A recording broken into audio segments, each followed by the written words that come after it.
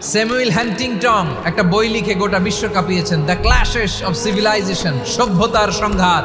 বিভিন্ন সভ্যতার উত্থান এই পৃথিবীতে ঘটেছে, আবার পতন হয়েছে। এই পৃথিবীতে এসেছে আর্য সভ্যতা, বৈদিক সভ্যতা, মেসোপটেমীয় সভ্যতা, মহেঞ্জোদারো সভ্যতা, সিন্ধু সভ্যতা, অনেক সভ্যতা। এখন চলতেছে পাশ্চাত্যের ডমিনেশন, তারা এখন সুপার পাওয়ার। স্যামুয়েল হ্যান্টিংটন বলে এক সভ্যতা, এক সুপার পাওয়ার বেশি দিন প্রভাব খাটাতে পারে না। এই পাশ্চাত্যের এই সভ্যতারও একদিন কবর রচিত হবে, এটাও একদিন নিচে নামতে বাধ্য হবে।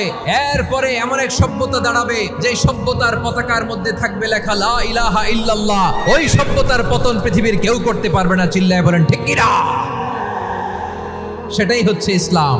আমরা এমন জাতি, যে জাতিকে ইসলাম দিয়ে সম্মানিত করেছে কে? ইসলাম ছাড়া অন্য কোথাও যদি আমরা সম্মান তালাশ করি, আমাদেরকে আল্লাহ তাআলা অপমানিত করে ছাড়বেন। সবাই গলা ছেড়ে দিয়ে আওয়াজ করে পড়ুন তো, লিল্লাহে তাকবীর।